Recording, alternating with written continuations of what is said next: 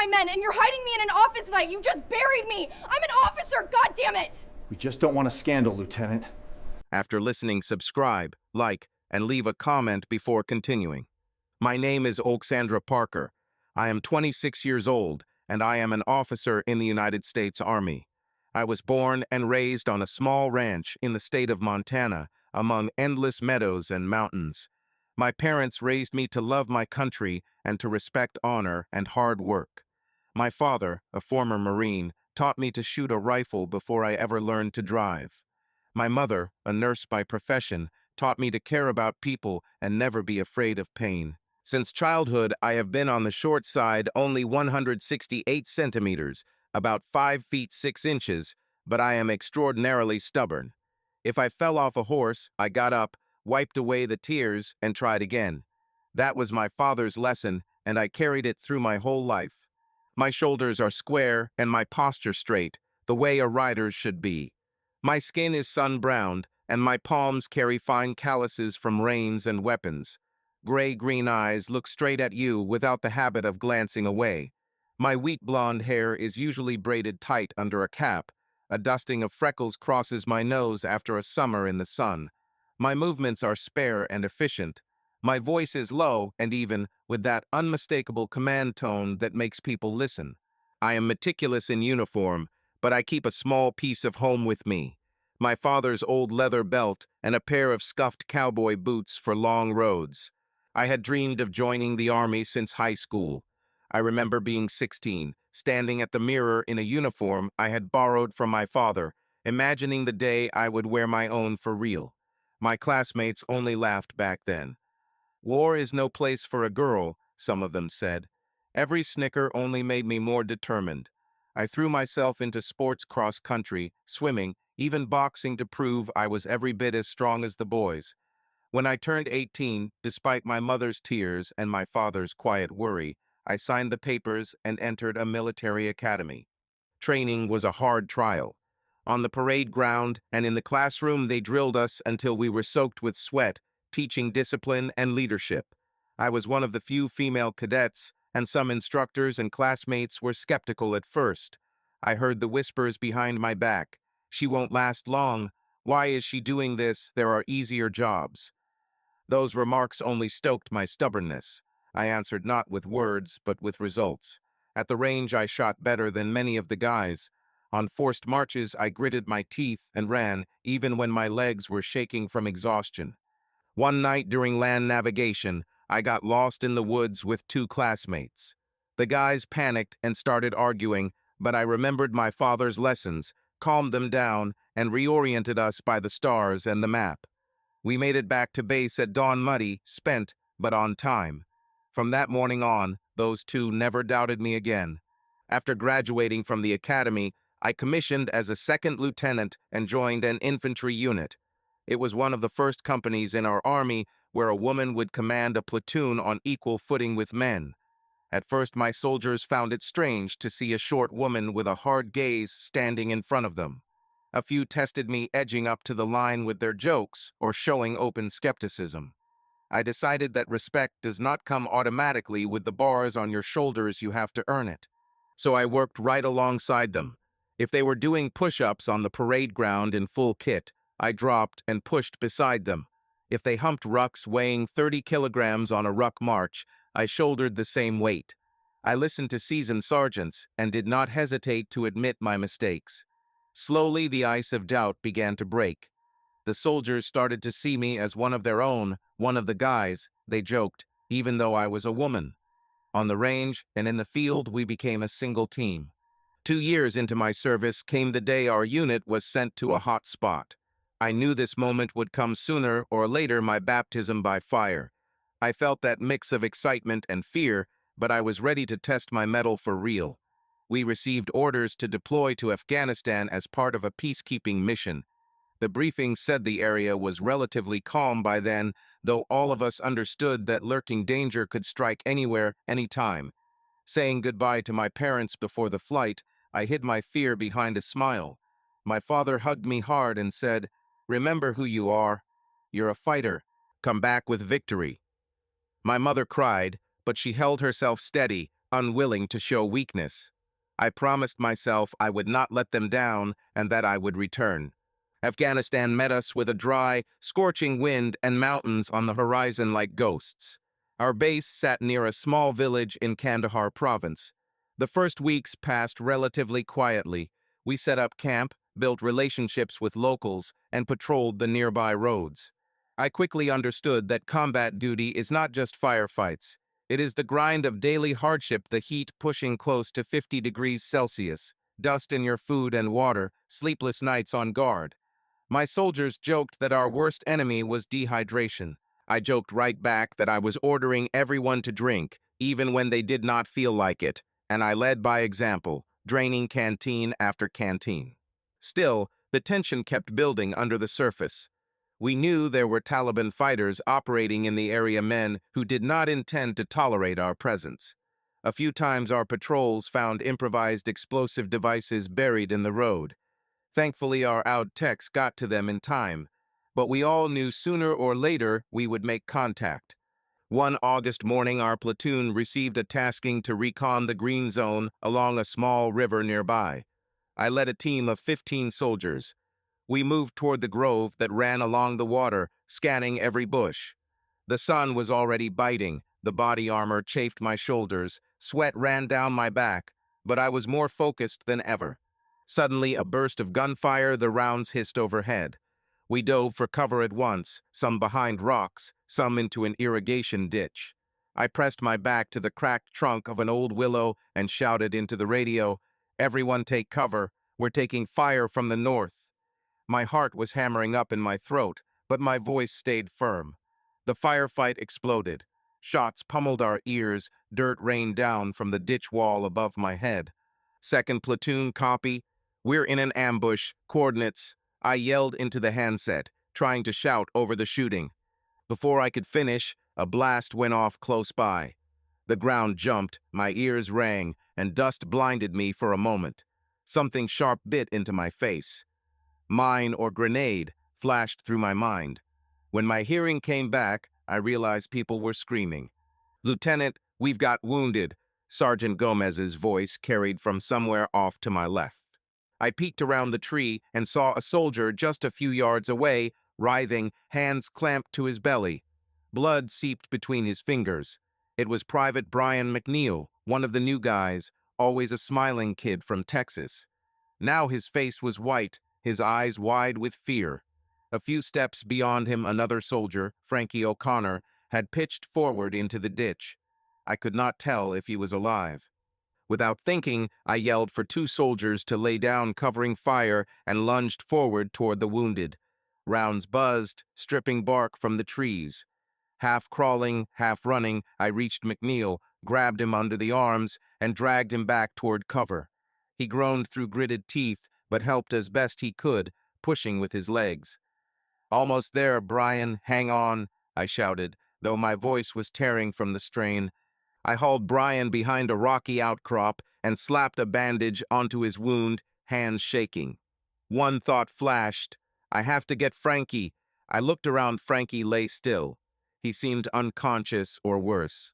I steeled myself and nodded to Sergeant Gomez to cover me. Then I darted out into the very mouth of hell a second time. There was a whistle, and a hard punch to my left thigh knocked me off my feet. Fire ripped through my leg. I dropped to a knee but saw Frankie bleeding ahead of me. Just get to him, I thought, biting my lip until it bled, and crawled toward him. The round that hit me had lodged somewhere in my leg, and every movement sent a wave of white-hot pain, but I kept crawling. Seconds stretched into eternity. At last I reached O'Connor. He was unconscious, but a live faint pulse, a wound bleeding along his side. I hooked my hands under his arms the same way and began to crawl backward. It felt like miles. Bullets snapped past my ear. One smacked my helmet like a hammer. Another scorched my shoulder, tearing my blouse. Somehow I was not pierced through. I do not know where the strength came from, but I dragged Frankie until my arms began to fail. Almost at cover, I felt my consciousness slipping circles before my eyes, a shrill hum in my head. "No, not now," I screamed at myself inside. One more moment, one more yard. Suddenly, two pairs of hands grabbed us and yanked us behind the low wall of the irrigation canal. Our guys, Sergeant Gomez and Private Ito, had sprinted up and pulled us into relative safety. I lay on my back, gasping. My leg burned with a savage pain. When I looked down, my thigh was slick with blood and my pant leg shredded. My head roared, but I checked on my people. Brian was moaning but conscious. Frankie was breathing, though still out cold. The rest were in the fight. "Help is inbound," Ito shouted, finger on the trigger, firing short, controlled bursts toward the enemy. I reached for the radio, though my hands hardly worked. "Command, this is Delta 1. We have 2 urgent casualties, requesting medevac. We need air support." My voice came out rough, but the words were clear. A neighboring unit answered that a helicopter was already en route.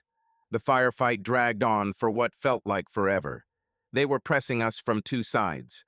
Braced against the canal wall, I bit down on a strap so I would not cry out from the pain and fired in bursts over the top whenever I saw movement in the brush. Suddenly, a loud thumping behind us. Our grenadier was up and sending rounds into enemy positions. The shooting on their side faltered for a heartbeat, and right then 2 helicopters swept in low over the clearing, banking into attack runs. In my headset, someone yelled, "Get down, it's about to get hot." I barely had time to shout to my people, "Take cover," before the air split with a roar. The birds raked the Taliban with a hail of fire. The ground shook, and then, just as suddenly, the world went quiet. For a moment, I felt unmoored from my body, hearing only my heartbeat. "All clear," Sergeant Gomez's voice reached me. "Lieutenant Parker, you good?" I opened my eyes. There was an eerie stillness, broken only by the groans of the wounded and the crackle of scorched brush. I tried to move my leg, would not obey, shot through and bloody. My cheek burned. When I touched it, my fingers found a deep cut from shrapnel, the blood already drying on my face. But I was alive. Alive, I breathed and forced myself up on my hands despite the pain. "Check the wounded. Where is the bird?" Overhead, the helicopter was already circling. A minute later, a medevac ship set down nearby, throwing dust and leaves in a whirlwind. Medics rushed to us. I saw 2 of them hoist Brian McNeil onto a litter. He moaned, "Lieutenant, don't leave me." I squeezed his shoulder and said, "I'm with you." Others wrapped a bandage around Frankie's side and prepped to move him too. One of them, a young medic sergeant, looked at my leg and muttered a quiet curse.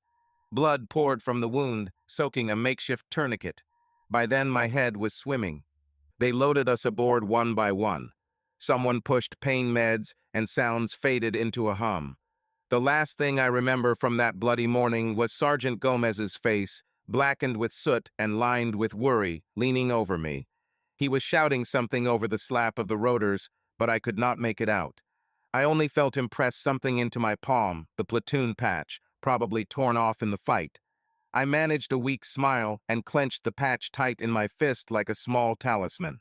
The world slid away. The rotor noise dimmed inside my head. The pain drifted off. In the darkness closing in, I thought of my parents. I promised I would come back. And with that, I fell into nothingness. When I woke up in the hospital, I did not know where I was at first. The ceiling was white. The sky beyond the window looked strangely calm. The room smelled of medicine and disinfectant. I tried to sit up, but my body would not cooperate. A nurse rushed over. "Easy, Lieutenant, just lie back. You're all right." There was kindness in her voice. My memories were jagged gunfire, shouting Gomez's face. I looked down and saw that my left leg, under the blanket, ended strangely above the knee in a massive dressing. My heart went cold. I could not feel my foot. "No," I whispered, reaching with my hand. My fingers found empty space where the rest of my leg should have been. Panic flooded me. Anything but this. I screamed out of despair and from the sudden phantom sting in a limb that was no longer there. Within seconds, doctors were at my side. They sedated me while I sobbed like a child. Someone said softly, "I am so sorry. We did everything we could." I squeezed my eyes shut, and tears slid down my temples into the pillow. Everything blurred. The days that followed were one long nightmare. Surgery, then another. The left leg amputation above the knee. The right shoulder had been shot through, but they removed the bullet and the wound was healing. A shrapnel scar ran from my temple to my cheekbone. The stitches tugged when I tried to speak. Every inch of my body ached or lay numb under morphine. Sometimes I did not know which was worse, the physical pain or the void where my leg had been. I woke from bad dreams. I was crawling across that damned clearing again and again, bloody stumps where my legs should be. I saw Frankie O'Connor's face in my sleep, pale and blood-smeared, whispering, "Why didn't you save me?" Even though, in waking life, I had saved him, or so I had thought. For how long? Later, they told me the truth. Brian McNeil recovered after surgery. The round had torn his intestines, but the doctors operated in time. But Private Frankie O'Connor, he died in the helicopter on the way to the hospital from blood loss. The doctor, eyes lowered, said he did not live to receive a transfusion, an artery was badly damaged. Those words hit me harder than the blast. I turned my face to the wall and could not make a sound for a long time. All I heard was a whisper in my head. "You did not save him. You were too late." At a hospital in Germany, where I was evacuated from Afghanistan, a man in uniform with lieutenant colonel's rank came to see me. He was our brigade commander. He had come to award me the Purple Heart for wounds received in combat. I watched him pin the medal to my hospital gown. There was no other uniform I could wear. I had to smile for the cameras. The public affairs officer was there too, but inside I felt empty. The commander said many fine words about courage and self-sacrifice, that I was a hero who carried wounded comrades on my shoulders. They also told me I had been put in for the Silver Star, one of our highest awards for valor. I nodded and thanked them as you do, but all I could think was, what kind of hero am I if Frankie is dead? A long rehabilitation lay ahead. First, they flew me to a military hospital back home in Texas. I had to learn to live all over again. The first time they sat me in a wheelchair and rolled me outside, the sun stabbed my eyes, and around me were others like me, one without a leg, one without an arm, wrapped in bandages, leaning on crutches. Is this my life now? I thought bitterly. I wanted to scream with frustration. When they stood me before a mirror for the first time, I saw a thin, pale woman with cropped hair and a scar on her face that turned her smile into a skewed grimace. I did not recognize myself and burst into tears, shoving the mirror away. Time passed. The wounds began to heal little by little. I learned to pivot from the bed to the chair, then to stand on one leg with a walker. The doctors fitted me with a prosthetic, a complicated mix of metal and plastic meant to replace a knee and a lower leg. At first, I hated the thing. Every attempt to stand on it ended in a fall or in searing pain. I lost my temper more than once, threw a crutch at the wall, or snapped at a nurse who was only trying to help. It felt like the end of my service, of my dream, of my life. But I had people around me who would not let me sink into the dark. One day, Sergeant Gomez, my senior sergeant, the very one who had dragged me to safety under fire, walked into my room. He had returned to the States and came to see me. When I saw him, I nearly cried. I was ashamed to lie there broken in front of him instead of leading my soldiers. But Gomez just smiled that open smile of his and brought news. Our platoon had come home. The mission in Afghanistan was complete. Almost all our objectives were achieved, and our guys were alive. "That's your doing too, Lieutenant," he said seriously. I looked down and said, "Frankie," Gomez nodded. "Yes, we lost O'Connor, but you did everything you could. You saved two of us, me and Brian. If it hadn't been for you, they would have laid all of us out there." He paused, then pulled a small object from his pocket and set it in my palm, a metal shield-shaped pin with our infantry insignia. "Frankie wore this on his body armor as a talisman. I figured you should have it," he said quietly. I closed my hand around the pin, and the tears finally came, this time tears of gratitude and grief at once. Hugging the sergeant, I felt I was not alone. I had brothers in arms who had not forgotten me and had not forgotten those who did not return. Slowly, my body grew stronger. Before long, I was walking more confidently on the prosthetic, covering several kilometers a day around the rehab center. The scar on my face healed to a thin, pale line. The doctors said I could return to an active life. But what kind of life was waiting for me? At night, lying in bed, I thought about the army. I had wanted this life so badly. I had come through so much, and now it seemed over. On paper, I was still an officer, but would they let me stay in uniform with an injury like this? Many wounded are discharged for medical reasons as a matter of course. They suggested I apply for disability retirement. You have earned some peace and quiet, Lieutenant. Those words made me burn with anger. Peace and quiet were not what I wanted. I wanted to return to the line to prove I could still serve. But was that even possible? When they moved me to a specialized veterans rehab center, I met other service members who had lost limbs but had not lost their fighting spirit. A Marine with one arm had learned to paint with his prosthetic. Another soldier with a prosthetic leg was training for a marathon. Watching them made me ashamed of my own despair. If they could go on living, why was I lying there feeling sorry for myself? At my lowest point, when doubt nearly broke me, something happened that changed everything. One evening, I was sorting through letters my mother, my father, friends, there were many. One envelope was from Brian McNeil, the very soldier I had dragged out while he was bleeding. He had been discharged home after recovering. In his letter, Brian wrote, "Lieutenant Parker, I do not even know how to thank you for my life. My son has been born, and I pray for you every day because without you, I would not be here. You are my hero and my example." I read those lines over and over, hardly believing that anyone could call me a woman with a broken body and a battered soul a hero. But Brian's words sank deep. Somewhere inside, a banked fire began to glow again. If I am a hero to someone, I thought, then I do not have the right to give up. The next day, I asked the doctors about continuing on active duty. They exchanged looks. Physically, maybe, but I would need to pass a medical board. I only nodded. I will pass it. That was another kind of battle. I had to convince military doctors and commanders I was fit.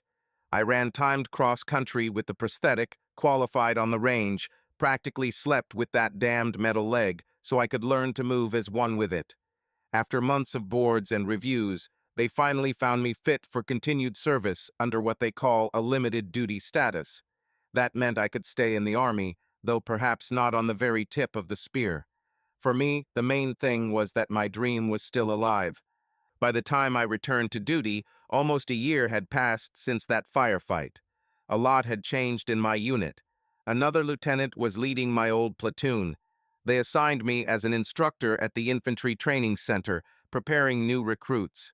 At first I took it as a blow as if I were capable of more, and they had shelved me in a schoolhouse. But I soon learned there was nothing easy about that job either. Among the instructors and officers at the center, my return stirred mixed reactions. Some, hearing what I had done in combat, shook my hand with respect. Others looked sideways. Why had I come back at all? One day in the locker room, I overheard two sergeants talking. "Here they sent the disabled lady lieutenant to us," one said with a nasty little chuckle. "What's she going to teach the recruits how to walk on one leg?" "Probably the brass wants good publicity. Look, even the crippled serve," the other answered. They laughed while I stood behind the door, stiff with humiliation. That night in my room, I nearly shattered the mirror with my fist from rage and shame. Was everything I had done worth nothing in their eyes? The real tests were just beginning. My immediate boss, Captain Richardson, was polite at first. He greeted me with, "Glad to have you back on the team, Lieutenant." I dared to hope it would be fine, but after a week or two, I noticed they were not trusting me with real responsibilities. While other instructors took recruits to the range or taught field tactics, I was mostly left to write lesson plans in an office. I complied at first, thinking maybe it was just how assignments fell. But when they sent every other officer to field training and left only me behind to mind the shop, I decided to ask why. I went to Captain Richardson's office after hours. "Sir, may I?" I kept my bearing respectful, though I was burning inside. "What is it, Lieutenant?" He did not even look up from his paperwork. Sir, with respect, why am I not being assigned to field training? He looked up. Silence for a moment. Then he put down his pen. You know why, Parker? You have limitations. I am not going to risk your health. The strain out there is not what you need right now. But the doctors have cleared me for physical training, I said. I passed all the tests. I run and shoot as well as anyone. Richardson sighed and stood. Listen, he said, dry as dust. You have already done your share. Why push it? Write the lesson plans and teach the theory that matters too. I felt anger rising in my chest. Sir, I am an infantry instructor. I am supposed to demonstrate in the field. He cut me off, suddenly raising his voice. Lieutenant, you are a wounded soldier. Do you want them to blame me if something happens to you? This is my call, and I have decided this is best for everyone. Do not make me regret your return. I just stood there. He spoke coldly and firmly, every word a wall. He had made it clear he considered me a burden. I swallowed the insult and said, barely holding myself together, "Permission to speak freely, sir." He nodded. You do not trust me because of my prosthetic, do you? You think I cannot do the job. He narrowed his eyes. I am thinking about safety and effectiveness. You are not who you used to be, Parker. Accept it. Not everyone agrees you should have stayed in the service at all. I am trying to spare you trouble, but if you insist, then... He did not finish, but the meaning was plain. I saluted and left before I broke down in his office. That night, I barely slept. The captain's words spun in my head. So some people do not agree I should have stayed. Were they just tolerating me out of politeness? Did they think my return was a mistake? To them, was I nothing but a failed experiment they hoped would quietly go away? In the morning, looking in the mirror, I saw the light in my own eyes, anger and resolve. If they expected me to break and quit, they were in for a disappointment. I decided I would not back down. First, I tried the by-the-book route. I wrote a formal memo to the center commander, a lieutenant colonel requesting to be employed across all duties on equal terms since my medical status permitted it. There was no answer for a long time. When the lieutenant colonel finally called me in, he only spread his hands. Alexandra, I understand, but your captain knows your situation best. He is not doing anything illegal, he is simply being cautious. I could barely contain my outrage. Cautious? Sir, I have passed every standard. On paper, yes, he sighed. But you must understand our side as well. If anything happens to you in the field, who will be held responsible? You are the first female officer with such a wound we have had in this center. Nobody wants a scandal. I walked out feeling my hands drop to my sides. Nobody wanted a scandal.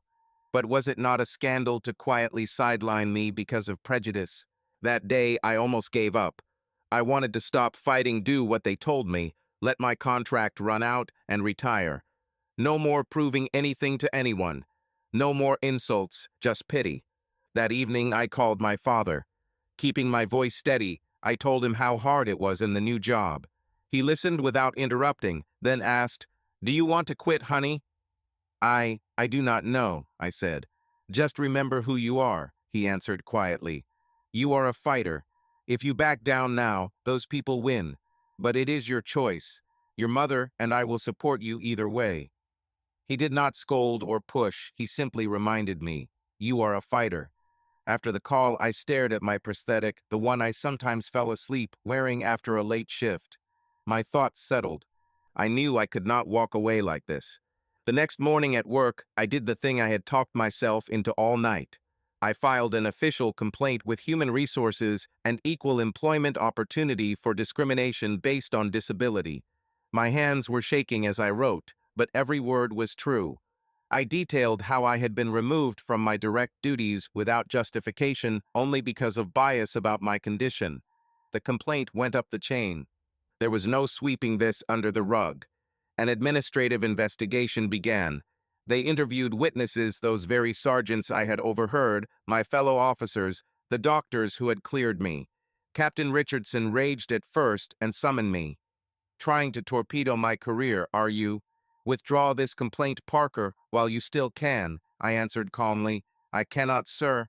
I have a right to stand up for my ability to serve." He snapped, "Then do not cry if this backfires on you." The threats did not stop me. The ice had broken. A few weeks later, they gave me a date for a board hearing. The case went to a colonel from the training center's command and representatives from the Army's legal office. I would have to testify about my experience. Captain Richardson would attend and give his side. The night before the hearing, I could not close my eyes. I shook with nerves as if I were facing another battle. I feared my whole struggle would be for nothing. The commander's word often weighs more than a subordinate's. What if they tell me, "You do not belong here, goodbye"? The thought ate at me. I sat up in the dark, and my fingers touched cool metal, the little pin from Frankie that Gomez had given me. I kept it next to my bed. I squeezed it and whispered, "Give me strength." Silence answered me, but other words rose inside the ones I had heard from those I loved. "You are a fighter." Yes, so fight to the end. The day came. I walked into the boardroom in a uniform pressed to a knife's edge. Boots shined like mirrors. On my chest were my ribbons, including the Purple Heart. Under the trouser leg, my prosthetic was hard to spot, unless you caught a trace of a limp, but I tried to step crisp and steady. 5 people sat at the table: a colonel, a lawyer, a psychologist, a representative from the Equal Opportunity Office, and another staff officer. Captain Richardson was already there, his face tight. They let me sit. My heart pounded, but I told myself, "Steady." They let me speak first. I told it like it happened: how I returned to service after my wound, how I tried to do my job, and how they effectively sidelined me from working with soldiers. How I heard insulting hints. How I asked for a chance to do the work and was denied. The colonel listened closely. His eyes held neither judgment nor easy sympathy. He listened and took notes. Then they gave the floor to the captain.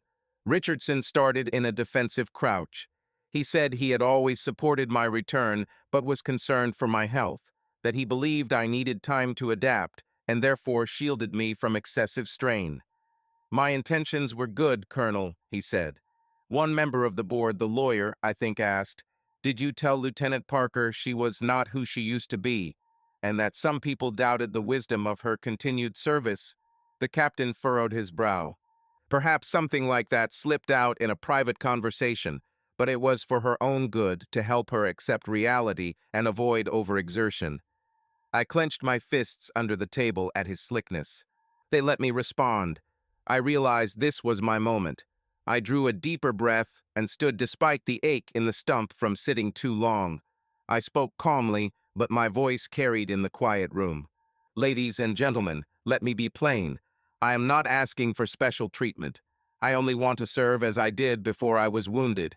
Yes, I lost a leg, but I did not lose my skills, my knowledge, or my desire to contribute. I went through the fire of battle. I carried my soldiers out. I felt my comrade die in my hands. Do you know what is hardest for me? Not this." I tapped my prosthetic lightly through the trouser leg, "and not the scar on my face. The hardest part is feeling like I am suddenly no longer one of our own. People look at me and see not an officer, but a cripple, a burden. Those for whom I was willing to risk my life now whisper that I do not belong here. Why? Did a prosthetic on my leg erase my character, my experience, everything I have learned and earned?" I paused. My voice had begun to hitch. In the colonel's eyes, I thought I saw the faintest spark. He was listening. I went on, firmer. "I am not asking for a pass. I am asking for a fair shake. If there is a task I truly cannot perform, then fine, pull me from it. But let me try. Give me a chance to show what I can do. The Army is a team of family. In battle, we do not sort one another into strong and weak. We cover whoever is beside us because we are all soldiers. I was ready to give my life for my brothers. If I could turn back time, I would do it again, even knowing the cost. But after all of that, to be pushed aside just because I am not exactly who I was before, that hurts. It breaks you inside worse than the blast itself. I was taught the Army does not leave its own behind. So why do I feel left behind now? I want to serve. I can serve. And if I may be blunt, I deserve to serve every bit as much as anyone in this room. I am not chasing glory. I care about one thing, that no wounded service member should have to face what I have faced. Each of them, having left a piece of themselves on the battlefield, deserves to come home not branded as less than, but with honor and with the chance to continue to be of use. If we write them off early, then why do we risk ourselves at all? I fell silent. I felt a tear slide down my cheek, tugging at the edge of the scar. The room was still. Then the colonel spoke. "Thank you, Lieutenant." He turned to Richardson. "Captain, anything to add?" Richardson shrugged and faltered. I always wanted what was best for her." The colonel pressed his lips together. "Good intentions are fine, but the army is no place for pity, Captain. Lieutenant Parker is right. If a soldier meets the standards and is willing to serve, we have no right to bar the way." The others around the table nodded in small, steady motions. They asked me to step outside while they deliberated. My knees trembled, both the living one and the prosthetic. In the hallway, I found reinforcements waiting.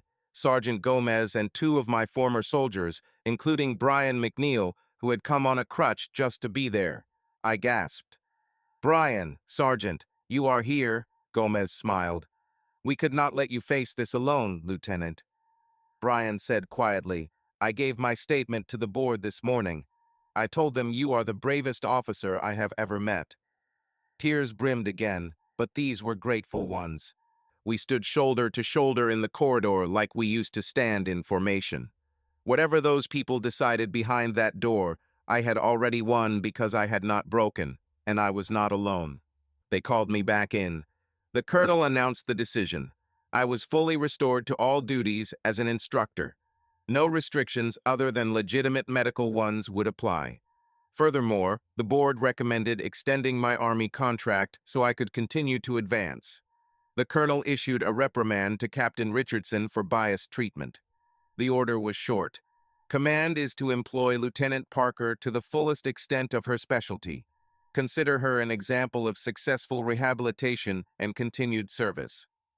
At the end, the colonel looked up. "You said the Army is a family. Families have disagreements too. I am glad we resolved this one. Serve proudly, Lieutenant." I drew myself up, flooded with relief. "Yes, sir," I said, and saluted. I nearly cried right there out of sheer joy. I had done it for myself and for those who would come after me. It was my victory. After the session, my friends surrounded me. Sergeant Gomez hugged me so hard, he nearly lifted me off my feet, and I yelped, joking, "Easy the prosthetic." We all laughed, and tears came to my eyes again, this time from happiness. Brian McNeil shook my hand, then suddenly snapped a salute like a junior to a commander. "What is that for, Brian?" I asked, embarrassed. "For your courage, ma'am," he said. In that moment, I knew the fight had been worth it. Captain Richardson walked past us in the corridor, pale. I met his eyes. I wanted to throw him a cutting line or a triumphant smile, but I held back. I simply nodded. He stopped for a heartbeat, pressed his lips thin, and gave the slightest nod back, whether acknowledging my victory or just saying goodbye. I could not tell. We never spoke again. Word spread fast. That same day, the lieutenant colonel, the center's commander, stepped into my classroom, where I was teaching theory, and said in front of everyone, "Lieutenant Parker, good to have you in the line. Be ready. Tomorrow you will lead your group into the field." I barely kept from grinning ear to ear. "Roger that, sir." The recruits traded glances, wondering why the brass was making such a point of it. I stood straight and tall, feeling for the first time in a long while pride in my chest instead of bitterness. That evening, I called my parents on video. My mother cried for joy to see the weight of unfairness lifted off me. My father smiled under his mustache. "I knew you would hold fast. I am proud of you, kiddo." They joked that now I could boss around not only a platoon but a general, since I had beaten the system. I laughed with them, truly laughed for the first time in many months. The next day, I stepped onto the parade ground with my recruits, my first time back to run a full training event myself.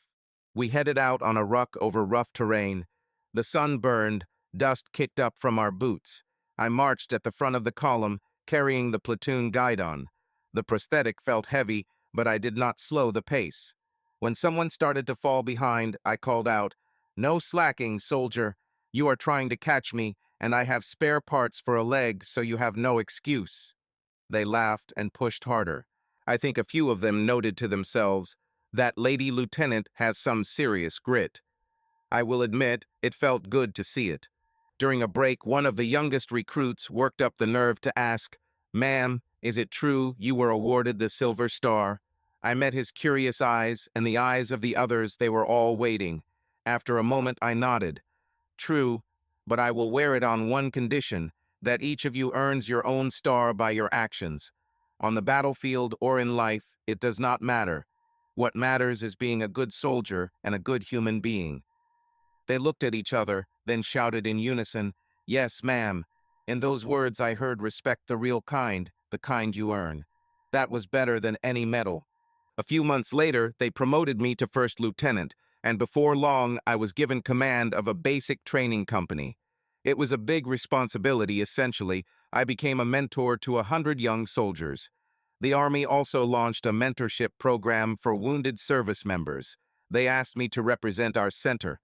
Every week I met with those in rehab who wondered if there was still a place for them in the ranks. I shared my story and listened to their fears. I felt deeply that I had not fought in vain. Each time I saw a spark of hope flare in someone's eyes after we spoke, I wanted to keep living and serving. Another year passed. I am now Captain Parker. I received the rank early, likely thanks to the attention around my case and to relentless work.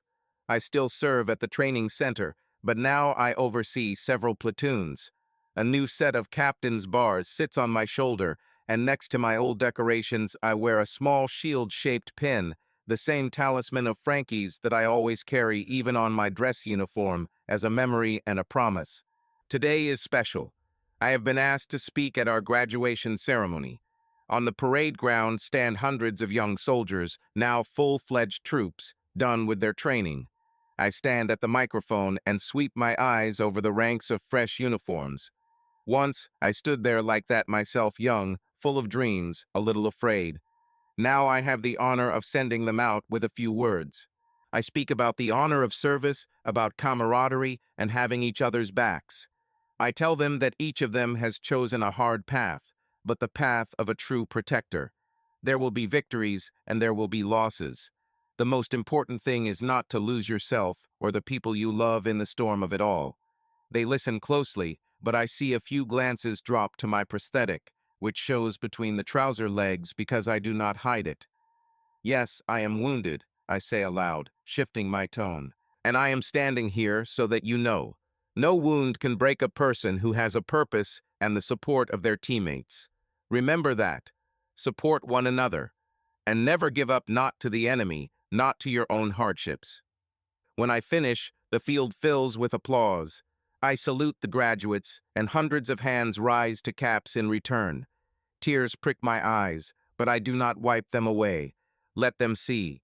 They are tears of pride. After the ceremony, a group of young soldiers, men and women, come up to me. Among them is a young woman with a sly, bright smile. "Captain," she says, "thank you for your speech. I also dreamed of serving like you.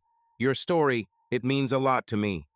I shake her hand and say, "Remember this. Now it is your turn to make the system better." She nods, her eyes shining with resolve. When the sun leans toward the horizon, I step out onto the steps of headquarters. The sky is awash with orange gold light.